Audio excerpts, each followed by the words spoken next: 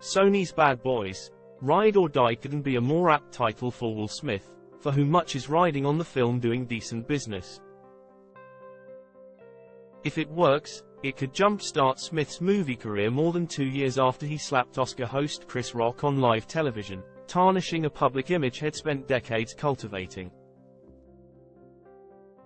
In advance of Bad Boys 4, the sort of fun-loving role people enjoy seeing Smith play, The Hollywood Reporter has learned that his agents at CAA have been calling studio production execs for the first time since the slap. Over the past 3 or 4 weeks, they have inquired if studios have projects that are right for Smith, and have even thrown out a suggestion or two, according to multiple sources. The hope is that Smith's next film can be announced relatively quickly, should Bad Boys 4 work. And at least one major Hollywood studio is considering Smith for a high-profile project with branded IP if the movie finds success, says another source. Box office observers believe the slap isn't the only challenge, or even the biggest, facing Bad Boys 4, which reunites Smith and Martin Lawrence in the sort of fun buddy comedy that's been absent of late. I can't imagine the slap mattering.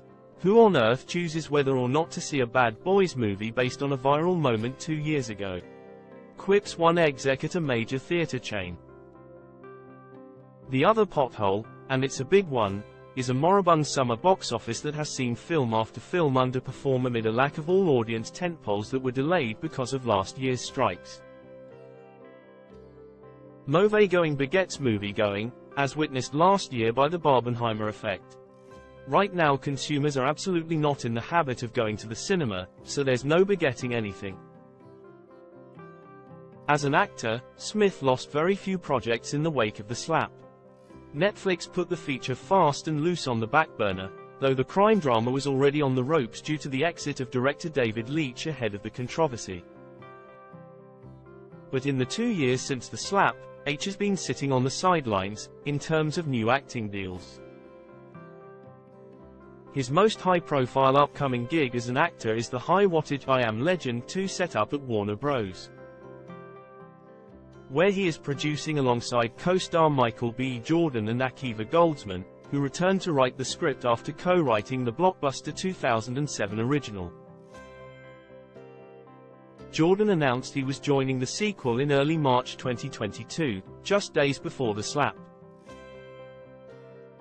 And while sources say the project is nowhere near the starting line, there's no shooting script ready and no director officially attached, Jordan remains committed to making the project. Jordan, one of Hollywood's most respected filmmakers, benefactors and producers, said in comments published by People Wednesday that he is excited to start shooting with Smith once the script is ordered. The timing of these comments couldn't have been a coincidence, as Smith mounts his return. "We're still working on the script and getting that up to par," Jordan told People.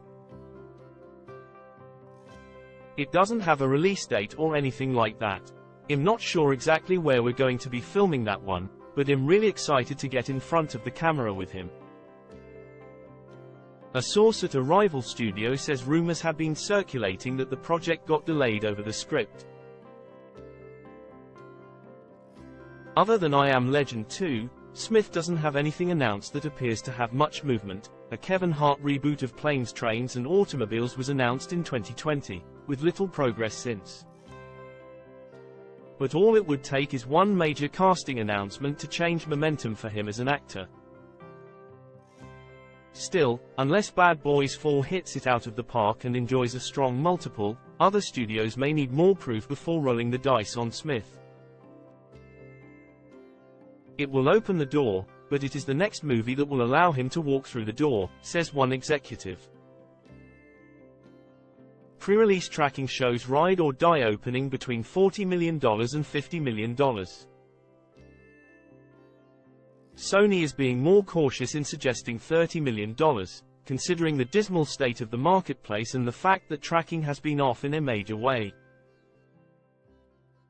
If Smith and Lawrence's film can open to $40 million to $50 million, it would be an impressive feat for the $100 million project and the second best debut of the troubled summer behind Kingdom of the Planet of the Apes, $58 million, which cost notably more to make, a net $160 million. In January 2020, Bad Boys for Life revived the dormant franchise with a $62.5 million opening domestically on its way to grossing $206.3 million in North America and $220 overseas for a whopping $426.50 globally, all underscoring Smith's enduring star status on a worldwide basis. Smith, who rose to fame as a rapper and star of the 90s sitcom The Fresh Prince of Bel-Air, became one of the world's biggest movie stars doing films such as Independence Day, 1996, and Men in Black, 1997. In much of the 2000s, as well as in recent years, he has wanted to tackle more serious fare, such as Apple's gripping slave drama Emancipation, which came out in the wake of The Slap, and King Richard, which finally earned him an Oscar. Some believe he may be better served by more commercial fare, or at least a mix, particularly since a whole new generation of younger audiences are discovering Fresh Prince on TikTok. This could be part of the reason why social media metrics spiked this regarding Bad Boys, one person with access to data says. When Will is having fun, we have fun with him, says one person who has known the actor for years. If he does irreverent fun roles, he could be a movie star again. It all depends on the roles he picks. He picked serious roles because that's what he wanted to tackle. But it's a different world. Aaron Couch and James Hibbert contributed to this story.